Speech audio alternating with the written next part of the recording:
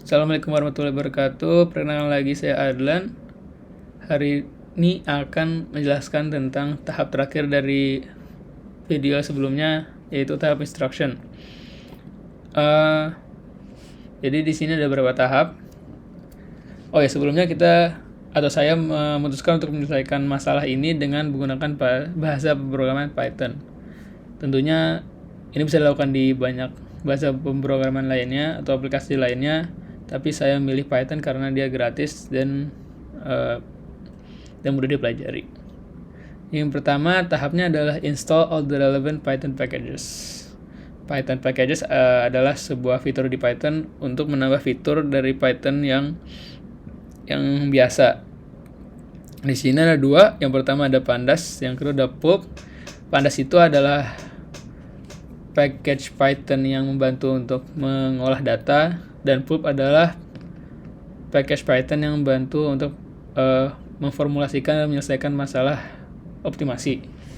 Untuk menjalankannya kita bisa langsung pencet Shift dan Enter. Di sini hasilnya adalah requirement already satisfied. Karena di komputer saya memang package ini sudah download. Tapi kalau di komputer Anda belum ada, maka penjelasan di sini akan menunjukkan package itu sedang terdownload atau akan di-download gitu. Dan yang kedua juga ini harus ada di atas. Import all the packages and data to the notebook. Jadi setelah Python package itu di-download, harus juga diimport di file ini, karena untuk Python tahu apa package yang akan digunakan dengan cara import pandas spd dan import pulp juga. Kemudian ini adalah import data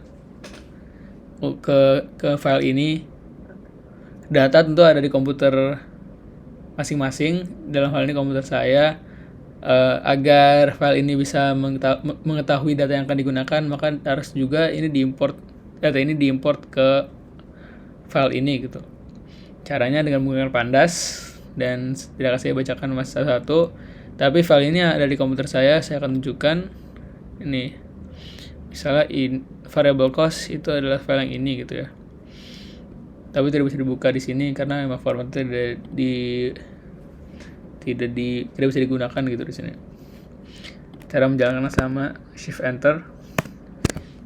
Terus ya ini kita bisa lihat datanya seperti ini. Kalau untuk variable cost, ya kurang lebih dia mengatakan harga dari harga yang tidak fix untuk setiap fasilitas di USA, yang di USA yang di Jerman, USA yang di Jepang, dan lain-lain. Freight cost adalah harga impor untuk tiap negara ke negara lain. Tentunya kalau impor dari USA ke USA ya 0 karena tidak akan terjadi gitu ya. Tapi USA ke Germany ada nilainya, USA ke Jepang ada nilainya, dan lain-lain. Dan selanjutnya emission transport data yang menjelaskan tentang emisi yang dikeluarkan untuk mentransport produk di negara itu sendiri atau di negara ke negara lain. Jadi di sini ada nilai untuk USA ke USA karena tentunya USA ya barang-barang di USA itu terdistribusi juga lewat darat gitu ya. Misalnya buatnya di Texas bisa dibawa dengan truk ke New York misalnya gitu ya. Kemudian variable cost di sini berarti variable cost ini ternyata digabungkan dari manufacturing variable cost ini maksudnya manufacturing cost. Variable cost di sini itu penggabungan dari freight cost dan manufacturing cost gitu ya. Kemudian fixed cost adalah harga atau biaya fix dari fasilitas yang ada di tiap negara. Ini dibagi dua menjadi low dan high. Low itu berarti fasilitas yang produksinya dikit, high itu berarti yang besar. Contohnya ya pabrik yang besar dan pabrik yang kecil gitu ya, di US, Germany, Jepang, Brazil, India. Dan tentunya yang produksi yang high ini lebih besar harganya karena ya lebih besar gitu ya. Mana ada yang lebih besar harganya lebih kecil. Plant capacity ini kapasitas produksi dari setiap fasilitas, mirip-mirip yang tadi. Demand itu demand produk untuk tiap negara. Emission production juga itu emisi yang dihasilkan dari tiap fasilitas di tiap negara untuk low dan fasilitas low dan fasilitas high. Tahap selanjutnya adalah define the optimization model. Ini sesuai dengan penjelasan di video sebelumnya, yaitu objective function ada 4: fixed cost, variable cost, emission production, and transportation.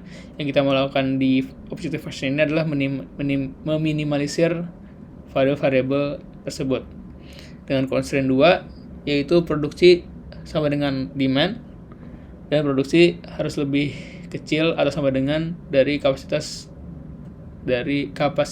fasilitas,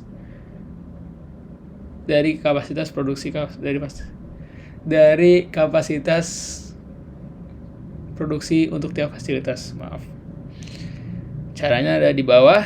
Ini ya Python-nya mungkin bisa di copy paste saja karena agak susah memang. Tapi ya kalau penjelasan singkatnya adalah model ini variabel sama dengan kelas dari linear programming problem, ini LP problem dengan nama, dan objektifnya itu minimalisir. Ini adalah tempat untuk mendefine decision variables-nya, objective function-nya, dan constraint. Kemudian di sini juga saya buat setelah model terbuat, saya bisa solve dengan metode .solve. Kalau dijalankan, dia akan menghasilkan sebagai berikut. Tentunya ini banyak informasi yang kurang berguna dan memang susah dibaca gitu ya. Jadi informasinya harus disederhanakan di tahap terakhir yang belum saya tulis. Tapi tahap ini harusnya adalah menganalisis hasilnya gitu ya. Result, interpretation, and data analysis.